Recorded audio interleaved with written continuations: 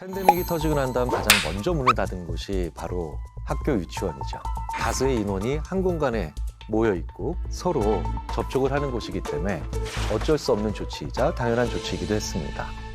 그런데 이런 기간이 길어지면서 어딘가 모르게 우리 아이가 많이 달라졌어요 라는 이야기를 정말 많은 분들이 하고 계세요. 자, 그러면 지금부터 한번 그 달라진 모습 중에 어떤 게 있는지 체크해 볼까요? 식습관의 변화, 야뇨증, 악몽 같은 수면장애, 분리불안, 혹은 지나친 의존활동, 눈에 띄게 증가한 짜증이나 공격성. 자, 이런 것들 중에 한두 개만 있어도 벌써 우리 아이가 엄청난 스트레스를 받고 있다는 걸 보여주는 증거일 가능성이 높습니다. 자, 그렇다면 아이를 팬데믹 스트레스로부터 벗어날 수 있게 해주는 방법 몇 가지 말씀을 드려보도록 하겠습니다. 아이들에게 제일 중요한 대상은 누굴까요? 부모님입니다. 동시에 팬데믹보다 더 중요한 환경 역시 부모입니다. 그러니 우리 아이가 달라졌어요. 우리 아이가 많이 힘들어해요. 라고 하는 말에서 우리 아이를 부모로 바꿔주시면 팬데믹 위기 상황을 훨씬 더 정확히 보실 수 있는 출발점이 됩니다. 내가 많이 달라진 거예요. 내가 많이 힘들어한다는 겁니다. 우리 아이가 아닌 나로 문제를 바꿨다면 이제 문제를 좀 더 직시할 수가 있겠죠. 내가 어른이기 때문에 모든 문제를 해결할 수 있다라고 하는 이런 그릇된 신념을 나도 가지지 않아야 되고 내 아이에게도 가지게 할 필요가 없다는 거예요. 특히 책임감 있고 아이를 많이 사랑하는 부모님들이 이런 행동을 많이 하시죠. 내가 어른이기 때문에 전혀 걱정할 필요 없어. 이렇게 안심을 시키시는데 이건 아이들로 하여금 오히려 감당할 수 없는 어떤 문제가 생겼을 때 자포자기하거나 크게 분노하는 극단적 반응을 불러일으키게 만들 수도 있는 생각이라는 겁니다. 사실은 이런 생각은 가정에서만 일어나는 게 아닙니다. 제가 개인적으로 존경하는 어떤 기업의 전 CEO께서도 가장 크게 후회되는 일을 여쭤봤더니 이렇게 얘기하시더군요. 나만 어른이라고 생각했던 걸 가장 후회하신대요. 아닙니다. 다 독립적인 인격체죠. 자, 그러니 우리의 가정도 결코 피할 수 없는 하나의 역경과 고난이라는 걸 아이에게 분명히 인식시킬 필요는 있습니다. 그리고 이 세상에서 부모가 모든 걸 다 해결해 줄 수 있는 존재가 아니라는 걸 알려줄 수 있는 기회이기도 하지요. 즉, 아이의 자기주도성을 키워줄 수 있는 또 하나의 기회로 삼을 수 있지 않을까요? 아이들은 팬데믹 상황의 위기를 어떻게 받아들이고 있을까요? 아이라서 잘 모를까요? 아닙니다. 어찌 보면 아이들이 가장 정확히 알고 있을 가능성이 크죠. 아이들이 문제를 있는 그대로 받아들이고 있기 때문에 그래요. 착시 현상도 아이들이 가장 적게 느낀다라는 연구도 있습니다. 우리가 예전 경험을 지금 보는 새로운 것에 적용하고 있기 때문에 느끼는 게 바로 착시 현상입니다. 순진하고 백지장 같은 아이들이 불필요한 경험을 지금 보고 있는 것에 끼워 맞추질 않기 때문에 더 정확하게 볼 수 있다는 것을 보여주는 역설이기도 하죠.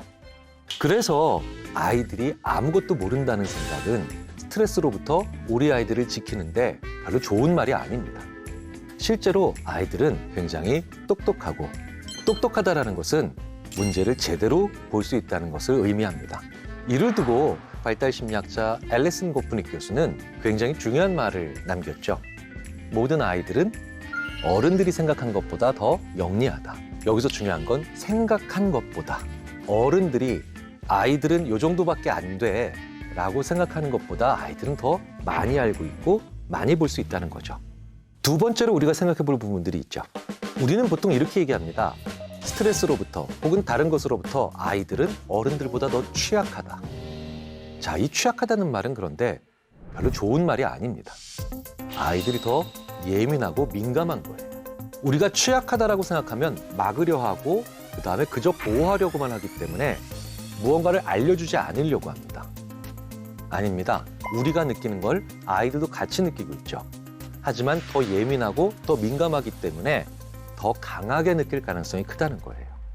자, 그렇다면 어떻게 해야 할까요? 스트레스로부터 우리 아이를 지키기 위한 가장 중요한 것은 서로 상의하는 것을 잊지 말아야 된다는 겁니다. 그런 문제는 없어, 몰라도 돼, 아니 일어나지 않아 라는 말을 들으면서 우리 아이들은 더 힘들어할 수도 있습니다. 그것보다는 이런 대화 방법은 어떨까요? 나는 이 정도가 되니까 심장이 좀 떨린다 야. 너는 어떠니 영희야? 라고 하면 영희가 이렇게 얘기하겠죠. 저는 잠도 안 와요. 어떻게 해야 되나요? 자, 그러면 심장이 떨리는 아빠와 그리고 잠을 못 자는 영희 사이에 어떤 중간 지점이 나올 수가 있겠죠. 심리적으로 한배 탄 사람이 되잖아요. 그러니 우리 두 사람 모두 힘을 합쳐서 조금 더 잘 잘 수 있는 상황을 만들어 보자라는 상의가 가능하겠죠. 나보다 더 많이 예민하고 민감할 수 있는 아이한테 나는 이 정도를 느끼고 있어 라고 얘기를 해주고 내 부모님과 나 모두 같은 운명 공동체구나 라고 느끼게 만들면서 같이 문제를 해결할 수 있는 뜻밖의 해결책들을 도출할 수 있지 않을까요? 집안에서 우리 아이가 스트레스를 너무 많이 받는다. 이 스트레스를 좀 덜어줄 수 있는 방법이 없을까요? 라는 질문도 많이 하세요. 정말 아이가 많이 답답해하는 건 확실히 맞습니다. 자, 그런데 답답하다 무슨 뜻일까요? 네, 에너지를 발산을 못하고 있다는 거예요. 이렇게 어렵고 답답해하는 아이들을 위해서 우리가 밖에 나가서 좀 운동을 하게 해주세요 라고 많은 전문가들이 얘기를 하시죠. 그런데요, 이 운동이라고 하는 말을 어른스럽게만 생각을 하는 것은 큰 문제입니다. 이 운동이라고 하는 것을 레저나 스포츠에 국한시키기 때문에 아이들에게 운동이라고 하는 것을 줄 기회를 오히려 스스로 제한하고 있는 거 아니냐는 거예요. 그리고 아이들의 운동 중에 최고는 모든 종류의 장난입니다.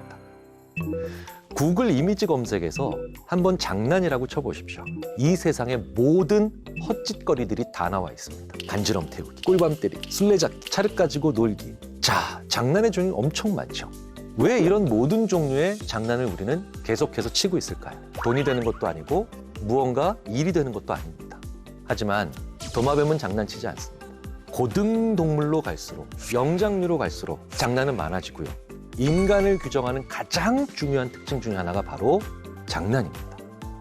그리고 그 장난을 통해서 나의 에너지를 발산한다는 거예요. 특히 이 장난을 치면서 아이들은 뭐 할까요? 까르르 하고 웃죠. 까르르 하고 웃을 때 인간은 가장 많은 에너지를 소모합니다. 아이들이 답답해 한다고요? 그러면 한 번쯤 돌아볼 필요가 있습니다. 장난치지 마. 왜 그 장난을 한번 되돌아보실 필요가 있어요. 그 장난치지 마의 대상이 됐던 헛짓거리는 수십, 수백 가지 종류가 있을 겁니다. 그중에 아파트에 사신다면 층간소음에 해당되는 것만 빼놓고 아이들한테 얼마든지 하게 해주실 수 있다는 거예요. 잊지 마십시오. 아이들의 운동 중에 최고는 장난입니다. 덧셈 뺄셈 언제부터 아이들이 했던 것 같으신가요? 딸들은 그래도 빨리 했는데 네. 아들은 좀 느려서 초등학교 1학년 때 좀 초등학교 뒤늦게. 네. 그럼 딸은 좀 더 빨리? 네. 자, 그러면 만약에 생후 5개월밖에 안 된 아이들이 덧셈이나 뺄셈 할 수 있다고 하면 믿으시겠어요?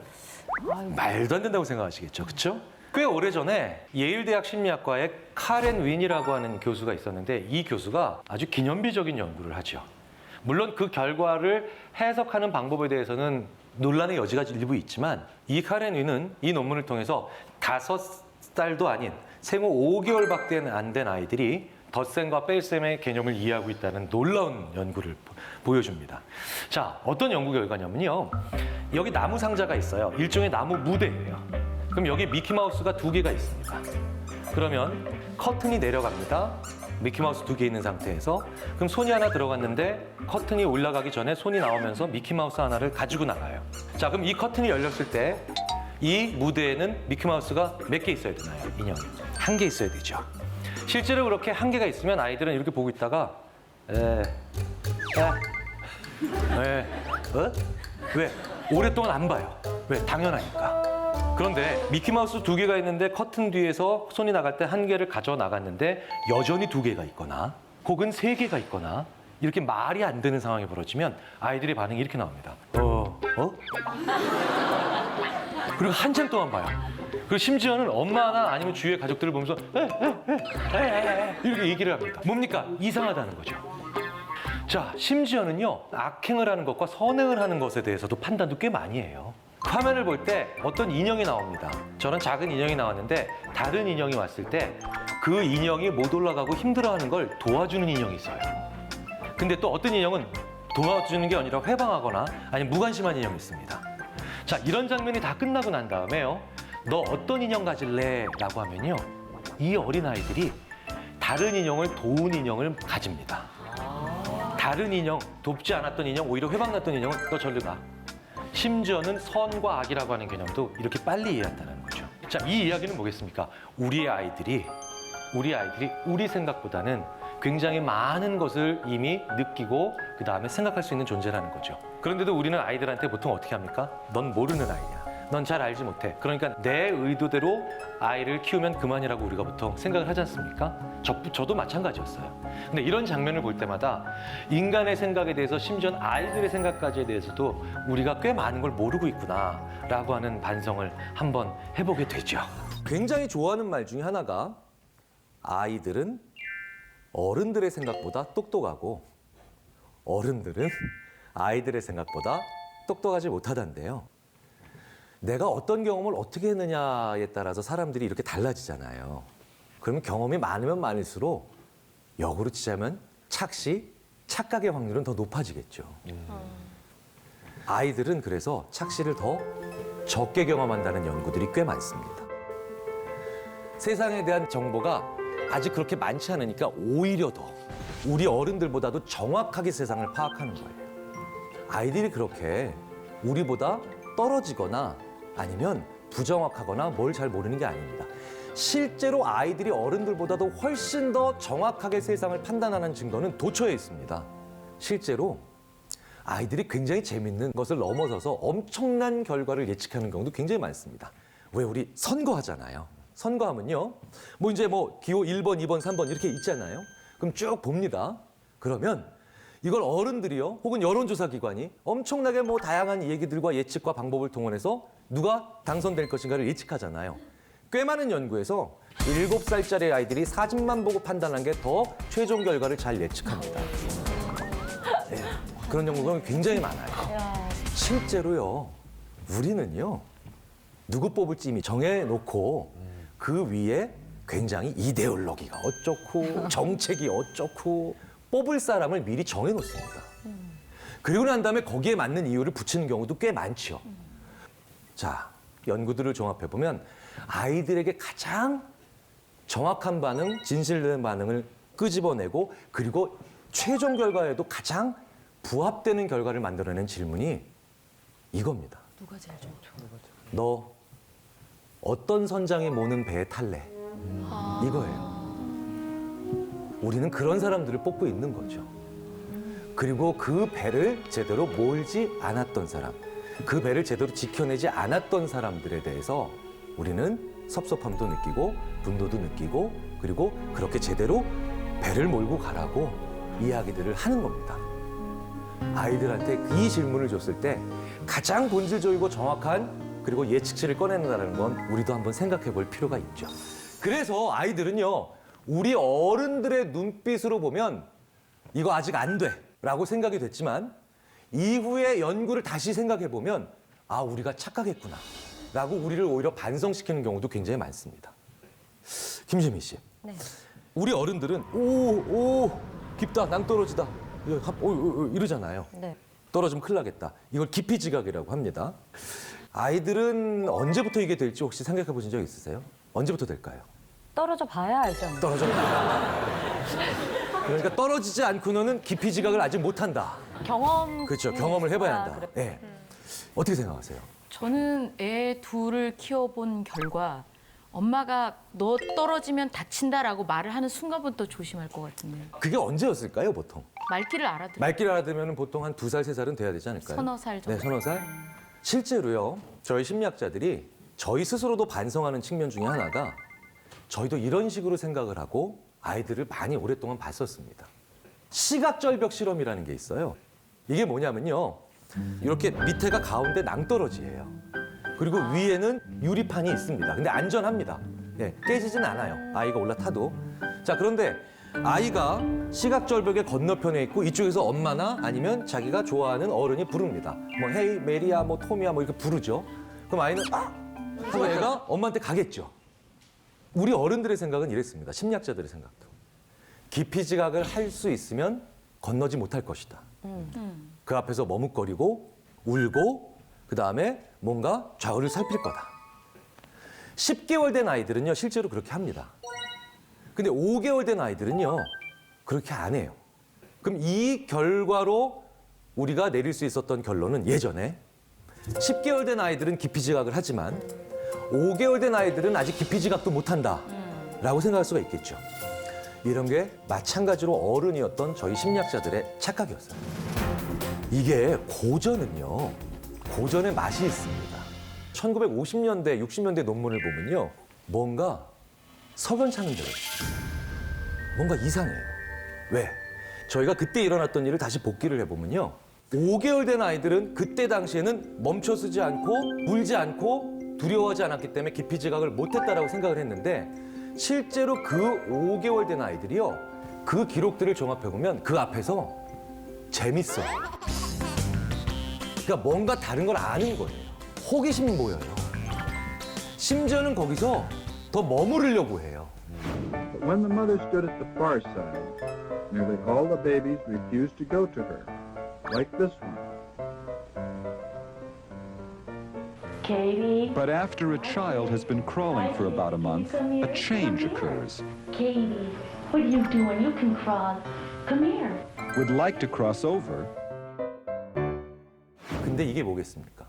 우리는 방금 전에 이전 아나운서께서 말씀하셨던 것처럼 무서워하는 것과 깊이 지각을 동일시했어요. 그걸 같다라고 생각한 거예요. 네, 떨어지면 아프다는 얘기를 깊이 지각과 똑같은 연합으로 생각을 한 겁니다. 근데 그건 우리 어른들의 생각이죠. 아이들은 깊이 지각은 굉장히 일찍부터 할 수 있는데 떨어져서 아프다라는 것과 혹은 놀람, 무서움이라고 하는 감정과 연결을 안 시켰을 뿐이에요. 아이들은 정말 많이 보고 있습니다.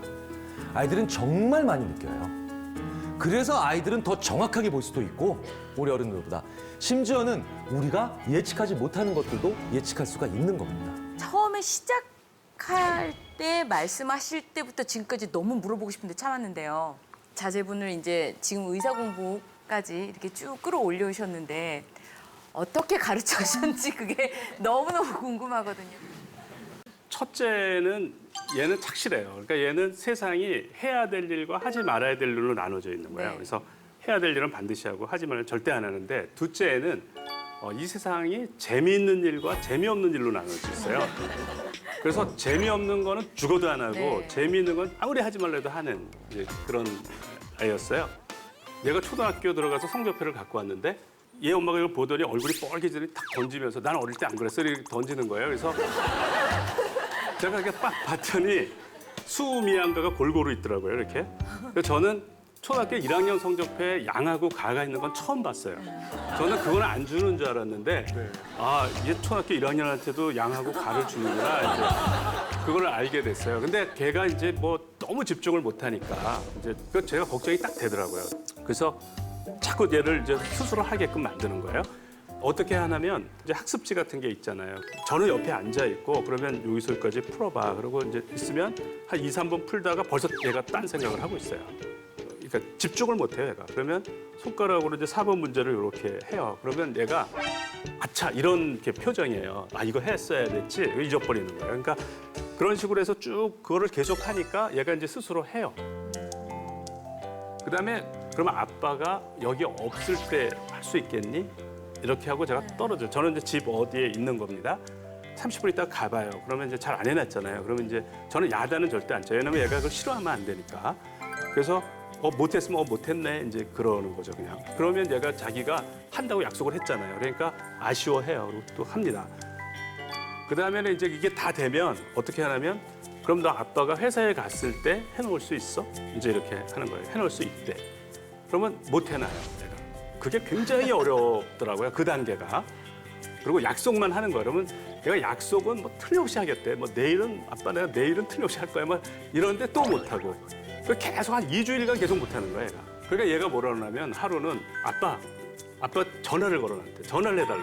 나 잊어버려서 그래. 이러는 거예요. 그래서 전화를 해줬어요. 그랬더니 해요. 그래서 쭉 하더라고요. 그런데 어느 날 얘가 전화를 안 했는데 한 거예요.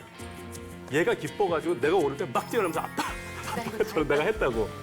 그게 그렇게 어려운 거더라고요.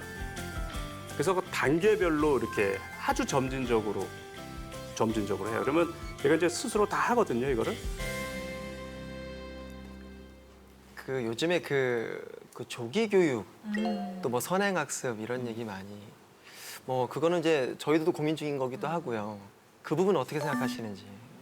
제가 이제 교육에 관심이 있어서 조기 교육의 사례도 많이 제가 조사를 했어요. 근데 대부분 뭐 모차르트는 다 조기 교육이에요. 뭐 그 사이버네틱스를 한 그 로버트 비너 같은 사람도 다 조기 교육을 했어요. 뭐 어릴 때 14살 때 하버드를 들어가고 그 사람들이 위대한 업적을 냈지만 그 사람들의 삶은 행복하지 않았어요.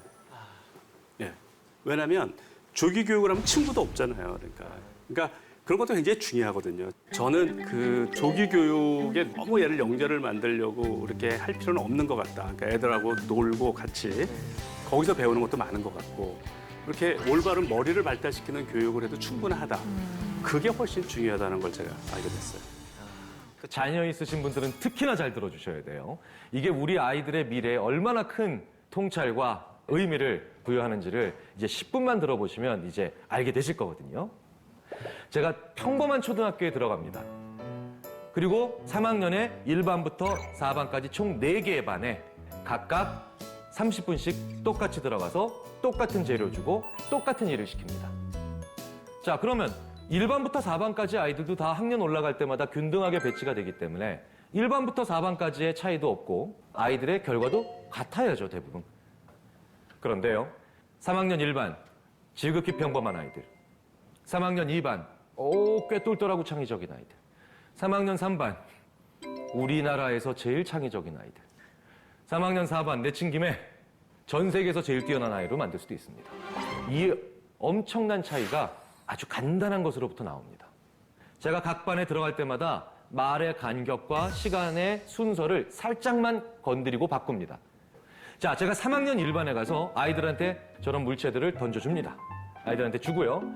얘들아, 너희들 여기서 각자 마음에 드는 거 5개씩 골라서 새롭고 신기한 걸 한번 만들어봐. 이렇게 얘기하면 아이들은 쭉 둘러보다가요.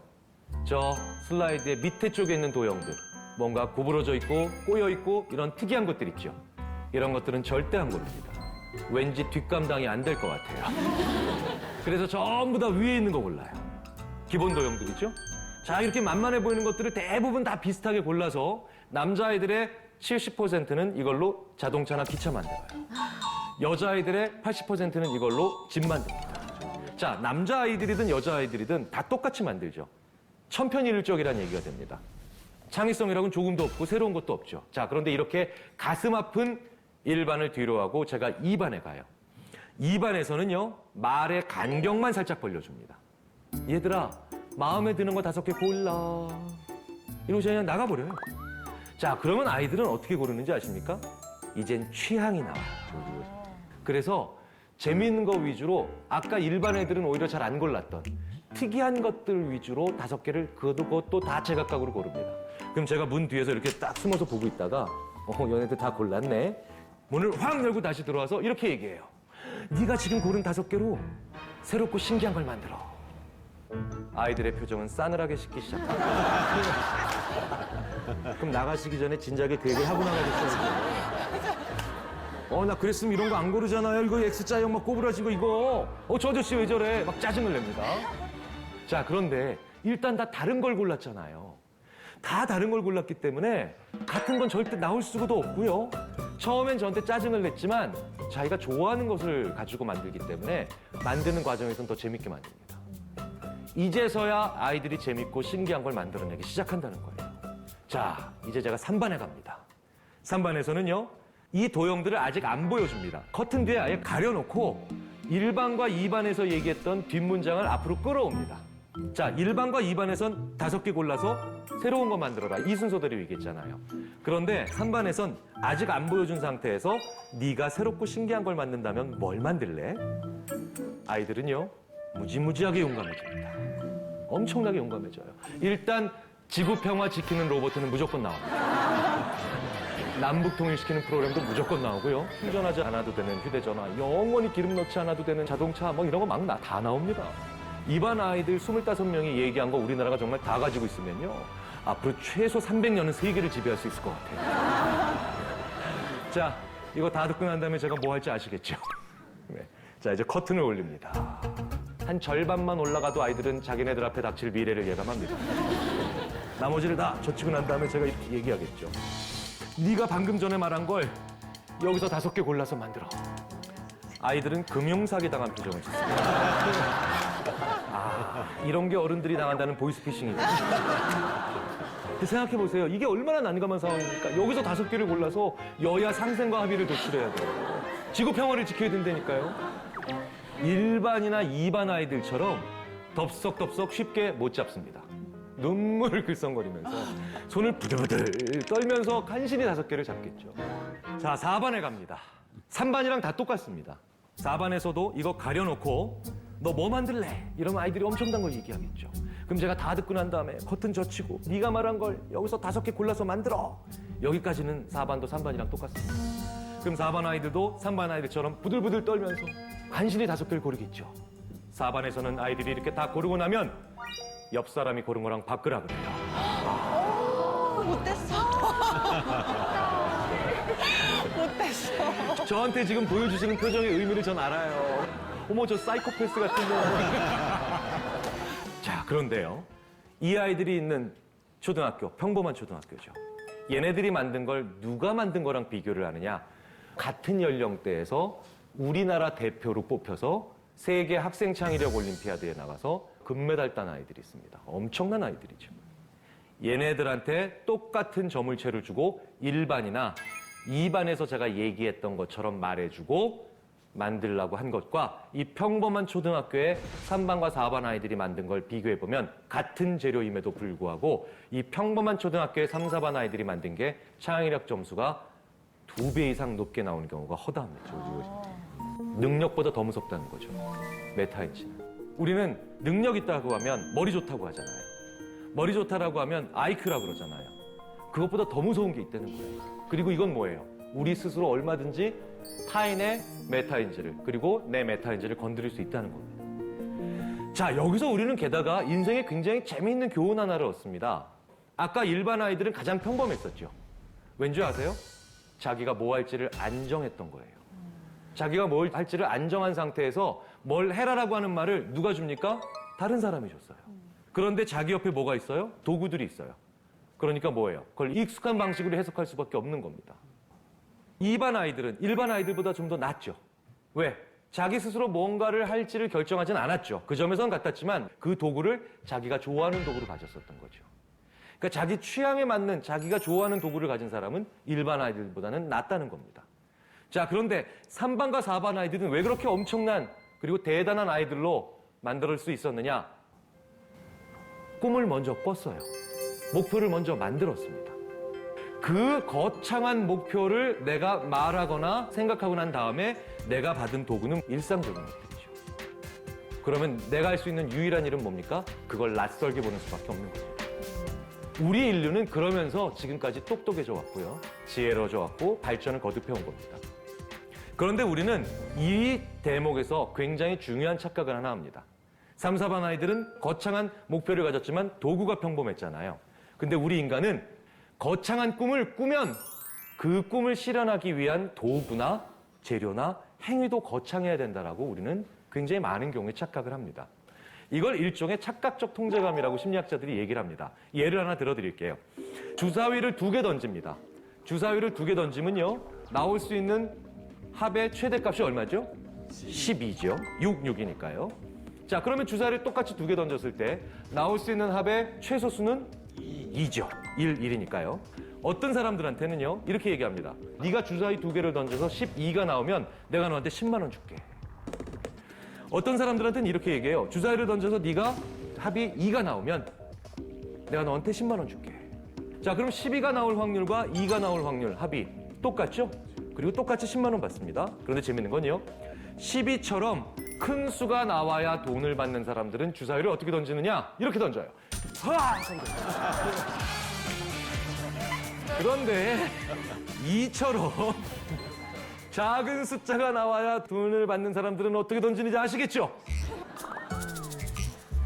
우리 인간이 결과나 꿈이 거창하면 과정도 거창해야 된다라고 생각을 하는데 실제로 생각해 보십시오.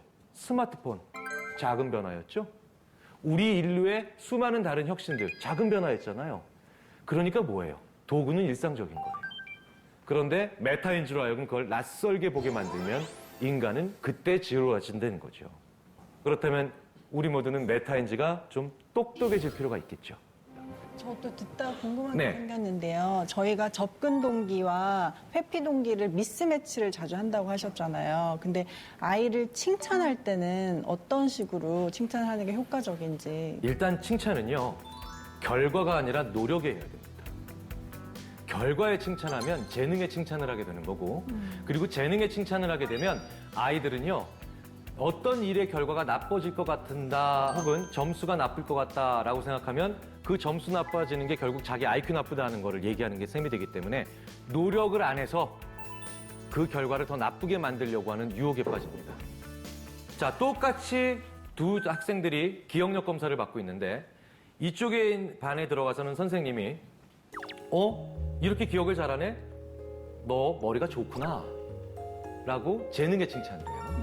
그런데 똑같이 기억력 검사를 받고 있는데 다른 친구들한테 너 참 노력을 많이 했구나 이렇게 노력에 칭찬을 합니다. 자, 그런데 중간에 선생님이 퇴장하세요. 그런데 선생님이 살짝 답이 있는 답안지를 슬쩍 보이게 남겨놓고 돌아가십니다. 나가세요. 머리가 좋구나와 같이 재능에 칭찬받았던 친구들은요, 대부분 부정행위합니다. 왜? 내 머리가 나쁘다는 걸 증명하고 싶지 않거든요. 그런데 노력에 칭찬받았던 친구들은 더 이상 기억이 안 나도 부정행위 안 합니다. 왜? 난 노력을 칭찬받았기 때문에 이젠 결과가 더 안 좋아져도 나는 크게 내 자존심 상하는 게 아니거든요. 아이를 망치시려면 재능에 칭찬하라고 하는 얘기가 있죠. 그런데 아이로 하여금 좋은 행동을 많이 하게 하려면 노력에 칭찬을 해야 됩니다. 결과가 어떠냐에 따라서 아이들의 생각이 극단적으로 바뀐다는 거죠. 자, 이게 첫 번째고요. 두 번째는 인격에 칭찬을 해야 된다라고 보통 얘기를 합니다. 아이가 바람직한 행동을 했어요. 그러면 어머 이렇게 잘했네 이게 아니라 어머 시원이 너 잘했네, 너 바른 아이네, 이렇게 사람을 칭찬하라는 거예요. 왜냐하면 우리는 무언가에 대해서 그 사람이 밉거나 싫으면 그 사람 인칭대명사를 빼게 돼 있어요. 생각해 보세요. 내가 굉장히 미운 사람이 프로젝트를 성공했어요. 그러면 우리는 이렇게 얘기합니다. 그 프로젝트가 성공했다고. 그런데 내가 좋아하는 사람이 그 프로젝트를 성공했다. 그러면 걔가 그 프로젝트를 성공시켰다고 얘기를 합니다. 자, 그러니까 뭐예요? 어떤 차이점이죠? 사람이 들어가고 안 들어가고예요. 인격이 들어가야 칭찬입니다. 그래서 어떤 일이 잘 됐는데 오우 잘했어 이게 아니에요. 이 일을 잘한 너는 좋은 아이야 이렇게 칭찬이 들어가야 되죠. 그렇죠? 그리고 세 번째, 의도하지 않은 반사적 행동을 칭찬해야 됩니다. 아무리 못된 아이라도요, 자기 앞에 사람이 넘어지려고 그러면 순간적으로 하고 받쳐요. 받아줘요. 이건 뭐예요? 내가 의도하지 않은 거예요. 반사적인 거예요. 반사적인 행동을 칭찬하게 되면요, 사람들은 내가 어떤 의도가 없었기 때문에 자연스러운 행동을 칭찬받았다고 생각을 합니다. 그런데 지금 생각을 많이 하고 도우셨어요. 그럼 가끔 이런 생각이 드실 때가 있을 거예요. 내가 이거를 원래 마음이 좋아서 돕는 거야? 아니면 이걸 돕고 난 다음에 칭찬받으려고 그러는 거야? 아니면 이걸 도와서 내가 또 뭔가 원하는 게 있는 거야? 사람 머리가 복잡해지죠.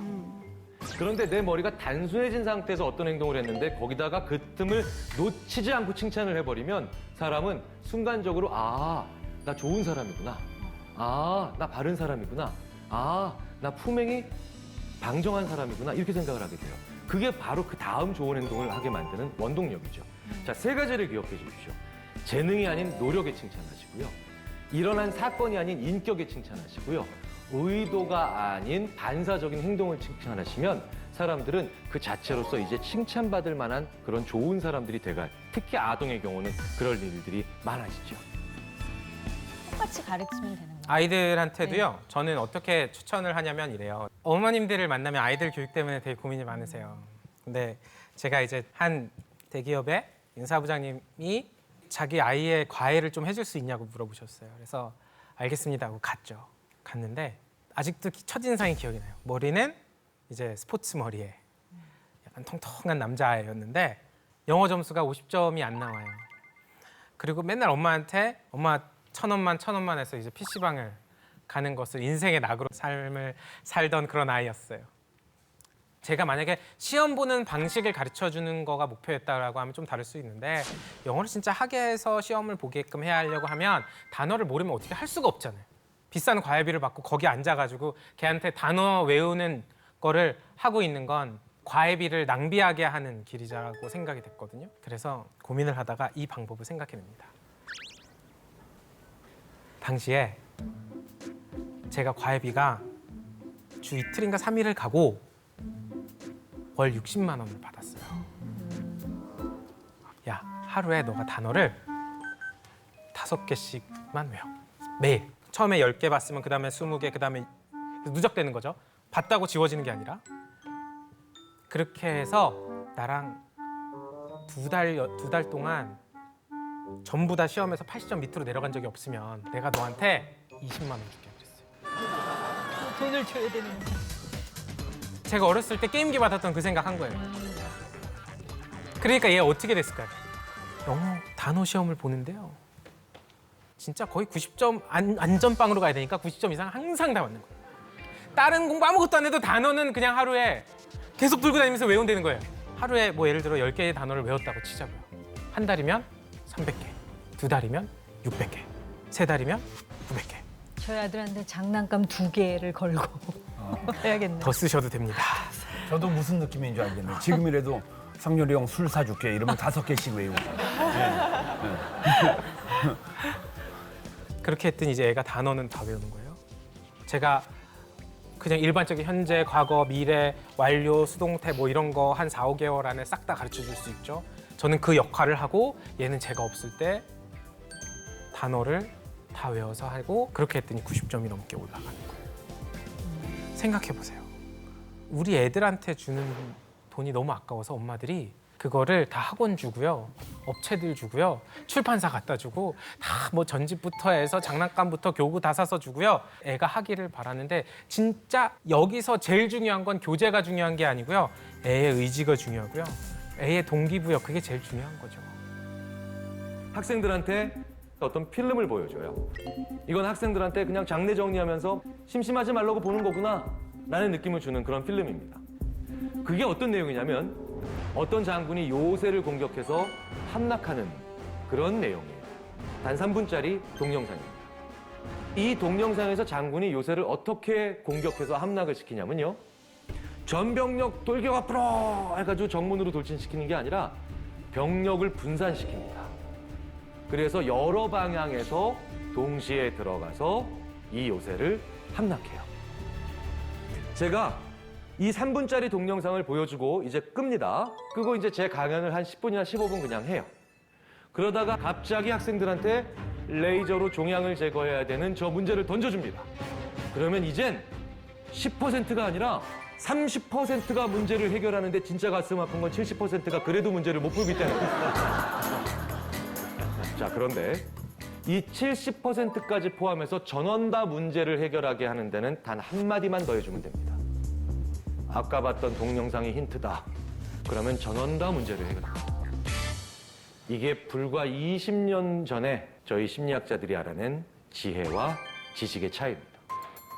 지식은요, 어떤 문제를 해결하는데 새로 배워서 해결하는 겁니다. 지혜는 그 문제를 해결하는 결정적 단서가 이미 내 머릿속에 있는데 그게 다른 영역에 있는 거죠. 다른 영역에 있는 걸 가져와서 그걸 해결하는 거예요. 그걸 70%는 못하더라는 거죠. 세계 최고의 명문대학교 학생들. 왜? 나는 지금 의료 영역의 문제를 해결하고 있죠. 그런데 나는 불과 15분 전에 군대 영역에서 그 힌트를 들은 겁니다. 우리 인간이요, 20세 혹은 25세 이 정도를 넘어가기 시작하면 인생에서 만나는 굉장히 많은 문제에 대한 답을 이미 알고 있습니다. 그걸 다른 영역에 있기 때문에 못 가져다 씁니다. 이걸 가져다 쓰면 생각의 슈퍼맨이 되겠죠. 엄청난 일들이 우리 안에 벌어집니다. 그게 바로 메타인지의 비밀인 거죠. 그렇다면 이 메타인지를 통해서 우리가 얼마나 지혜로워질 수 있고 얼마나 뛰어나질 수 있는가에 대한 얘기를 하겠습니다. 한 6년 전쯤에요, EBS에서 제작한 0.1%의 비밀이라고 보통 불리는 프로그램이었습니다. 이 0.1%가 누구를 얘기하는 거냐면 2010년도 전국 고등학교 60만 명 넘는 학생들 중에 전국 700등 안에 들어가는 거예요. 엄청난 아이들이죠. 저도 한 번도 안 해봐서 몰라요.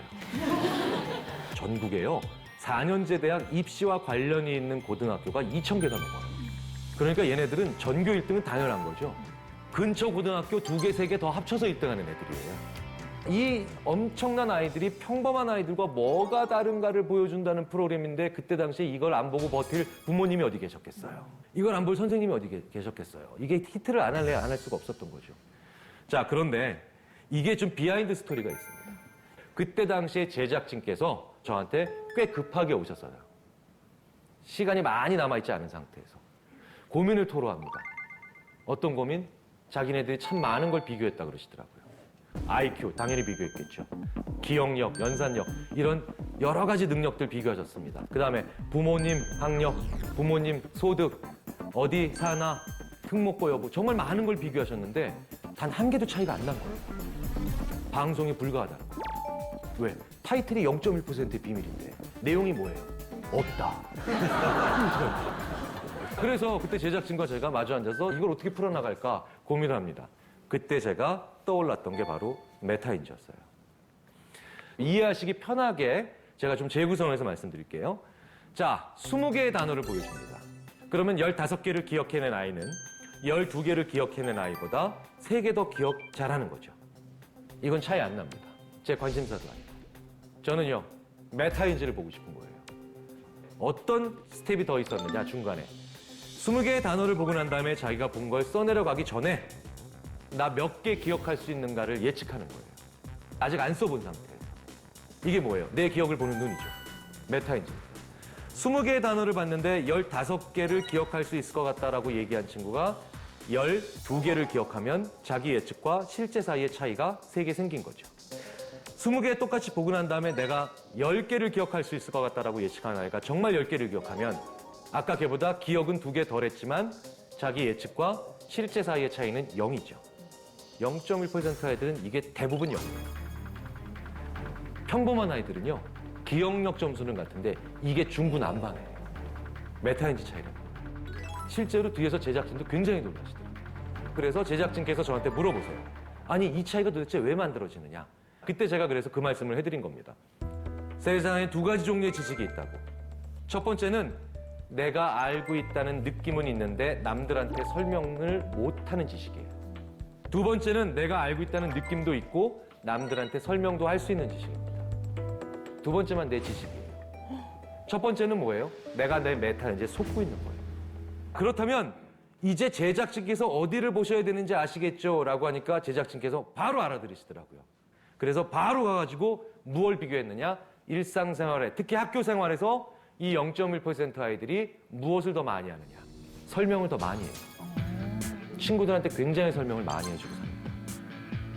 친구들 질문에 설명을 해주는데 1시간 질문할 때마다 몇 번 막히는가를 저희가 한번 살펴봤어요. 대략 12번 정도 막혀요. 이 막혀있는 데가 뭐예요? 내가 모른다는 것을 모르고 있었던 데죠. 내가 불충분하게 알고 있었다는 것을 모르고 있었던 지점이에요. 이걸 1시간 설명할 때마다 12개씩 알아가는데 0.1%가 아니라 0.01%가 안 되는 게 이상한 거죠. 여기까지는 방송 나간 거고요. 그 한 달쯤 후에 좀 더 재미있는 현상이 저한테 의뢰가 와요. 그건 뭐냐면 별도로 다른 샘플링된, 어쨌든 얘네들도 뭡니까? 굉장히 뛰어난 아이들이에요. 이 뛰어난 아이들이 뭔가 다른 걸 보는 또 다른 연구진이 저한테 오셨는데 이분들은요, 차이를 하나 갖고 오셨어요. 이렇게 뛰어난 아이들 있죠? 0.1% 아이들처럼 뛰어난 아이들. 얘네들은요, 평범한 아이들보다 착해요. 너무 재수없지 않습니까? 저도 착해요. 근데 왜 저는 그런 아이들이 안 된다는 거예요? 너무 불공평하지 않나요? 착하다고 그런 뛰어난 사람이 되는 건 아닌데 왜 뛰어나게 공부 잘하는 아이들은 다 착하냐는 거예요. 바로 이 설명을 누구까지 하느냐의 차이가 있는 거예요. 이런 뛰어난 아이들은 무조건 전교 1등일 거 아닙니까? 전교 2등이나 3등 하는 애가 와서 물어봐도 친절하게 설명을 잘해주겠죠. 하지만 얘네들은 전교 꼴찌 하는 애가 와서 물어봐도 친절하게 설명을 잘해줍니다. 개의치 않고. 자, 그런데 공부해보셔서 그리고 일해보셔서 다 아실 거예요. 전교 2등 하는 애한테 설명하는 게 더 어렵겠습니까? 전교 꼴찌 하는 애한테 설명하는 게 더 어려울까요? 전교 꼴찌죠. 전교 2등은 야 이래서 Y잖아 라고 하면 아 그래서 그 다음에 X제곱이었군 이러고 나오는 애들이죠. 탁 하면 척하고. 근데 전교 꼴찌는 어떤 애들이에요? X제곱이 뭔지를 아예 모르는 애들이에요. 야 그 X 옆에 있는 2는 왜 이렇게 쬐끔해? 뭐 이런 애들이죠. 얘한테는 뭐부터 설명해야 돼요? X 옆에 있는 2가 왜 이렇게 작은지부터 설명해야 돼요. 수학의 역사를 설명해야 돼요. 순간적으로 설민석 씨로 빙의를 해야 된다는 겁니다. 사람은요, 자기랑 비슷한 수준에 있는 사람한테 설명을 할 때보다 자기보다 못하거나 그 일을 잘 모르는 사람, 자기보다 떨어지는 친구들한테 설명할 때 메타인지가 훨씬 더 강하게 점검받는다는 겁니다.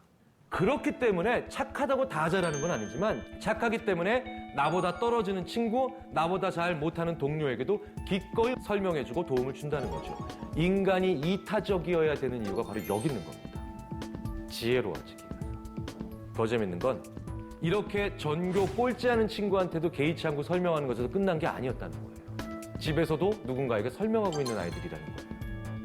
실제로 그중에 꽤 많은 아이들은 한 1시간 반쯤 공부하다가 정리가 필요하면 아무렇지도 않다는 듯이 엄마! 하고 불러요. 그럼 엄마는 밖에서 막 TV 보고 계시다가 알았어! 하더니 들어와요. 들어와서 자기 자리 찾아 앉아요. 앉으란 얘기도 안 해요. 그럼 얘는 1시간 반 동안 자기가 공부한 거 엄마한테 설명해요. 이게 과연 단순히 전교 1등하는 애들의 이야기냐? 그게 아니라는 거예요. 실리콘밸리, IT의 총본산이죠. 뉴욕의 월가, 금융의 총본산 중에 하나죠. 독일의 막스 프랑크. 자연과학 하는 분들의 엄청난 사람들 많죠. 거기가 어디든 그게 기업이든 연구소든 아니면 금융가든 그 분야에서 뛰어난 사람들, 그 분야에서 대단하다고 하는 얘기를 듣는 사람들의 공통점과 이 사람들이 평범한 사람들과의 보이는 차이점을 알아보기 위해서 저희 인지심리학자들도 많이 노력했는데 내일과 무관한 사람한테까지도 설명을 하는 습관은 다 가지고 있다고 보셔도 됩니다. 실제로 어떤 과정을 거쳐서 나보다 못한 사람에게 설명을 할 때 그 일이 일어나는가를 먼저 말씀을 드리겠습니다. 이겁니다. 우리가 가끔 이런 얘기하죠. 어린아이들도 알아들을 수 있게 쉽게 얘기해라. 우리 인간은 메타인지를 통해서 나보다 못한 사람, 나보다 어린 사람, 내 일을 잘 모르는, 그렇기 때문에 많은 경우에 오히려 차별받을 수 있는, 그리고 홀대받을 수 있는 사람들에게 설명을 시작할 때 우리는 메타인지를 통해서 가장 지혜로워진다라는 이 얘기를 한번 가슴속 깊이 새겨봤으면 좋겠습니다. 사람이 달라지면 얼마든지 다른 길이로 느껴요. 한 달이 긴 시간일 수도 있고 어떤 분한테는 한 달이 짧은 시간일 수도 있겠죠. 얼마나 비일비재한지 예를 한번 들어보겠습니다. 자, 고등학교 1학년 아이가 나 공부 열심히 해서 대학 가야지라고 결심합니다. 자, 그러면은 얘는 최소한 몇 년 공부해야 되나요? 3년이죠. 네, 3년입니다. 그러면 고등학교 1학년이면 만 16살짜리예요. 16살짜리한테 3년이라고 하는 시간은 어떤 길이의 시간일까요? 일단 길까요? 짧을까요? 길어요. 예. 저는요, 고등학교 1학년 때 정말 학교 가기 싫은 날이 있었는데 정말 도살장 끌려가는 소처럼 이러고 가가지고 책상 앞에 쫙 가방 올려놓고 거짓말 하나도 안 보태고 2달 정도 시간이 지난 것 같은데 2교시가 끝나더라고요. 그래서 우리는 이런 얘기 합니다. 10대에는 세월이 몇 킬로로 가나요? 10킬로로 갑니다. 네, 10킬로로 가요. 자, 그런데 문제가 하나 있어요. 뭐냐? 얘를 늦둥이로 낳아서 금이와 오기와 키워주고 계신 엄마가 계세요. 근데 엄마는 50대 초반이에요. 그럼 엄마는 세월이 몇 킬로로 갑니까? 50킬로로 가요. 쾌속 질주예요. 그래서 전국의 부모님들이 자기 아이한테 공부해야 되는 이유를 회피동기 건드려서 시키는 거예요. 자, 전국의 부모님들 다 뭐라고 얘기하세요? 이렇게 얘기하죠. 공부해야 되는 이유를. 너 저렇게 살지 않으려면. 그렇죠? 넌 낙오자가 되지 않으려면. 아니, 여기 계신 방청객분을 보고 얘기하지 않습니다. 네. 죄송합니다. 너무 심각하게 저를 보셔서. 이걸 너무나도 잘 보여주는 사회적 현상이 하나 있어요.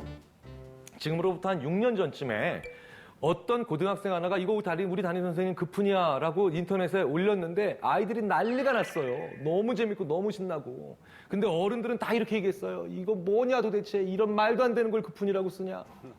그게 바로 그 유명한 30분 더 공부해라, 미래의 배우자의 얼굴이 바뀐다 했어요.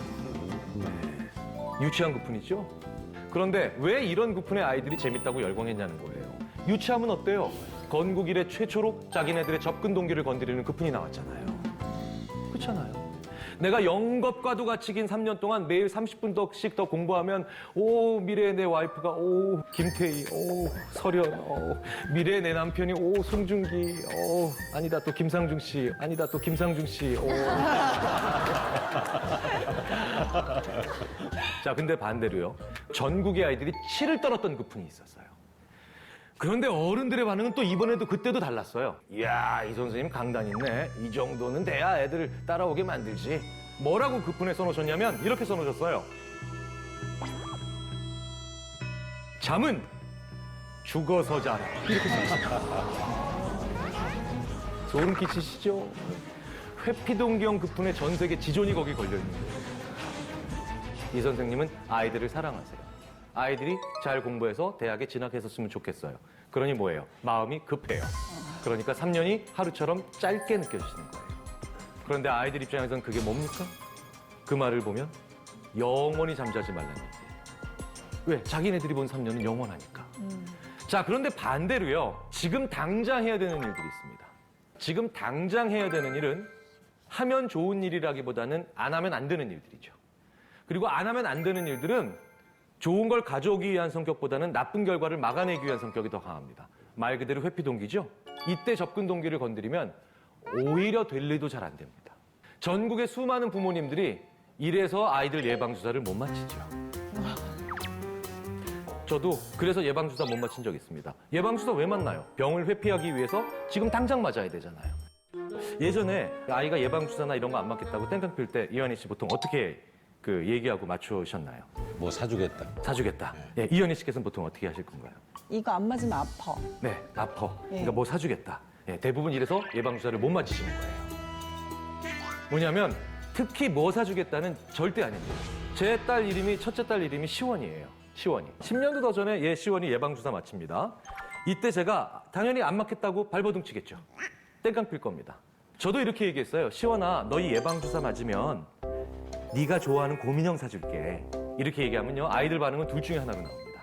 첫 번째는 이거예요. 싫어, 주사는 안 맞고 곰인형만 가질 테야. 뭐 이런 거. 이기적으로 변하는 거죠. 두 번째 스타일은 뭐냐면 뭘 사주겠다고 얘기했는지도 기억을 못 하는 거예요. 아예 안 들은 거예요. 그래서 제가 절치부심한 끝에 2달 후에 다른 예방주사 맞힐 때 뒤에 문장을 이렇게 곰인형인 접근 동기가 아니라 회피 동기로 바꿔봅니다. 시원아, 너희 예방주사 맞을래? 아빠한테 더 세게 맞을래? 아이를 때리라는 의미로 드리는 말씀 절대 아니에요. 절대 아니에요. 이 아이 때리시라는 게 아니죠. 뭐냐면 지금 당장 해야 되는 예방적 성격의 일을 어떤 사람한테 시킬 때는 네가 그걸 잘하면 네가 좋아하는 걸 줄게. 이렇게 접근 동기를 건드리면 상대방이 혼란스러워합니다. 이때는 그걸 잘 해내지 못하면 네가 치르는 대가가 이런 게 있어라고 훨씬 더 구체적으로 생각하게 만들어 주셔야 되는 거죠. 그래서 이런 면에서 봤을 때 이현희 씨께서는 완벽한 오답을 얘기하신 거고요. 그다음에 이현희 씨께서는 그래도 한 70점쯤 되는 답을 하신 건데 네가 아파가 아니라 너 조금 있으면 아파. 네. 공부를 이제 하기 위해서 몰입도를 어떻게 올리느냐는 거죠. 제가 이제 하나의 그 체계를 만들었어요. 먼저 천천히 생각하라는데 제가 몰입을 할 때는 이렇게 편한 의자에 앉아서 이렇게 머리도 이렇게 하고 이렇게 있다가 졸다가 생각하다 이렇게 해요. 저는 그 편한 의자가 있어요, 제 방에. 그 의자에 앉아서 수업 준비도 하고 강의 준비도 하고 논문도 쓰고 그래요. 아주 편해요, 이렇게. 그러면 동료 교수가 와서 이렇게 쉬는 거지 일하는 거냐 그래요. 저는 쉬는 것보다 더 편해요. 여러분들이 아주 직장에서 힘든 일을 하다가 집에 왔어요. 그래서 편한 소파에 쉬고 있어. 그 상태가 쉬는 거예요. 그죠? 근데 어떤 사람은 그 상태에서 자기가 좋아하는 드라마에 집중해. 어느 게 더 좋아요? 그 상태에서 집중하는 게 더 좋잖아요. 그러니까 제가 그러고 있는 거예요. 저는 편하게 쉬고 있지만 머리는 온통 거기에 집중하고 있는 거예요. 근데 쉬는 것보다 더 좋은 거예요. 그러니까 우리는 쉬면서 집중할 수가 있다. 그 사실을 몰랐던 거예요. 그러니까 마치 명상하듯이 생각하는 거예요. 그러니까 생각하다가 졸리면 선잠을 자고 선잠이 너무너무 좋아요. 선잠을 자고 나면 몰입도가 불연속적으로 올라가요.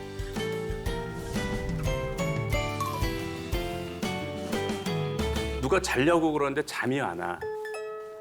그러면은 뭐라고 얘기하죠? 너 어려운 철학책 한번 읽어봐. 그러면 이제 읽다가 졸려, 그죠? 그러면 왜 졸릴까요? 그걸 생각 안 해보셨죠?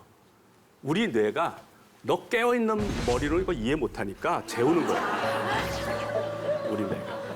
네. 저한테 몰입을 도와달라고 이제 뭐 스트레스 받고 그러면 선잠을 자라고 그래요, 선잠을. 선잠을 잤더니 많이 나아졌어요. 그런데 교수님 선잠을 잔 지 몇십 분 만에 또 머리가 아파요, 그래요. 또 공부가 재미없습니다. 또 선잠을 자라. 정말 그래요. 슬로우 싱킹의 핵심은 선잠이라고 보시면 돼요, 선잠. 우리가 잠잘 때 그 문제 해결 능력하고 깨어있을 때 문제 해결 능력이 다른데 잠잘 때는 의식의 훨씬 깊은 곳으로 들어가요. 그러니까 우리가 긴장할 때는 의식의 얕은 곳까지 들어갑니다. 슬로우 싱킹을 하면 훨씬 깊은 곳으로 들어가요. 그다음에 몰입을 한다는 것은 질서 정연한 상태로 가잖아요. 그렇게 간다는 거는 이제 세포를 자꾸 활성화시키는 거예요. 내가 지금 하는 거에. 근데 그게 비활성화도 동시에 일어나요. 활성화가 비활성화가 동시에 일어나는데 비활성화되는 속도보다 활성화되는 속도가 빨라야 몰입도가 올라갈 거 아니에요. 그죠? 그럴 수 있는 가장 좋은 방법이 1초도 쉬지 않고 그것을 하는 거예요. 그러니까 3시간 열심히 공부한 다음에 화장실 가거나 뭐 아니면 인터넷을 하면 몰입도가 뚝 떨어져 버려요. 그러니까 이렇게 몰입도를 올리는 건 쉬워요. 근데 비활성화는 금방 돼요. 비활성화는. 그러니까 기껏 올려나가봤자 우리가 산에 올라가는 건 힘들지만 내려가는 건 쉽듯이 이게 활성화를 계속시키는 거는 굉장히 힘든데 비활성화를 시키는 거는 금방 돼요. 그러니까 화장실 갈 때도 공부하는 척을 하는 거예요. 아까 그 공부한 내용을 이렇게 떠올리면서 이렇게. 그다음에 이제 내가 최상의 상태를 그러니까 하루만 이렇게 보내고 이틀만 보내는 거는 중요하지가 않잖아요. 내가 한 달, 1년, 뭐 심지어 10년 이렇게 보낼 수 있어야 되잖아요. 그러니까 내 두뇌를 풀가동하는 상태를 장기적으로 보낼 수 있어야 되잖아요. 그러기 위해서 운동이 굉장히 중요합니다. 사실 운동이 엔트로피를 낮추는 거예요. 우리가 하는 활동 중에 낮은 엔트로피 상태 있잖아요. 그 상태로 가는 게 바로 운동이에요. 가장 쉽게 가는 방법이에요. 그러니까 운동하면 기분 좋잖아요. 완전히 1초도 쉬지 않고 하고 운동을 하잖아요. 그러면 완전히 상쇄가 돼요.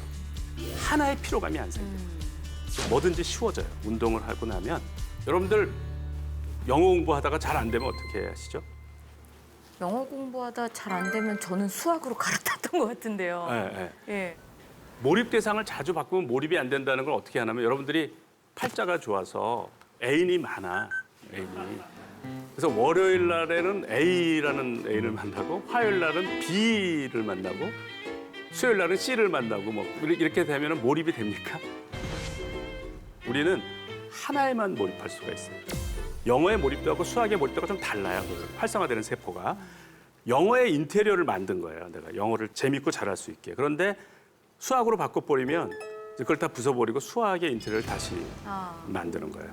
그러니까 산에 정상까지 안 가고 올라가다 내려가서 또 수학이라는 산을 올라가는 거예요. 굉장히 비효율적이에요. 사용되지 않은 뇌세포는 퇴화가 된다는 거예요. 그리고 우리 뇌가 발달하는 건 쓰면 쓸수록 발달한다. 예를 들어서 축구를 열심히 하면 우리 뇌는 축구가 생존에 중요하구나. 그래서 그걸 잘할 수 있게 해주는 거예요. 암기를 열심히 하면 암기가 생존에 중요하구나 하고 또 암기 능력을 발달시켜줘요. 그러니까 우리 뇌한테 뭐를 요구할지를 우리가 알아야 돼요. 우리 모든 행동이 우리 뇌한테 요구하는 겁니다. 내가 뭘 열심히 하면 뇌는 그거가 생존에 중요한 거라고 받아들이고 그걸 발달시켜줘요. 이 얘기는 뭐냐면 You can create your brain from the input you get. 네, 최동문 씨 한번 해석해 보시죠. 어떤 자극을 받아들이냐에 따라서 스스로 두뇌를 만들어 나갈 수 있다는. 예. 이게 미국 러커스 대학의 분자행동 신경과학센터 소장이 한 얘기인데요. 우리가 우리 뇌를 크리에이트 할 수 있다. 그러니까 지적인 재능은 철저히 후천적이라는 거예요. 그러니까 우리가 올바른 교육을 함으로써 얼마든지 우리 두뇌를 발달시킬 수가 있는 거예요. 우리가 항상 생각을 해야 돼요. 내가 지금 내 머리를 쓰고 있는가? 내가 지적인 도전을 하고 있는가? 내가 공부를 할 때 내 머리를 발달시키는 방식으로 하고 있는가? 내가 일을 할 때 내 머리를 발달시키면서 하고 있는가를 늘 생각을 해야 돼요. 그것이 우리의 뇌세포를 바꿔놓습니다. 우리 뇌를 바꿔놔서 우리를 문제 해결력이 있는 사람으로 바꿔놓기 때문에 절대 포기해서는 안 되고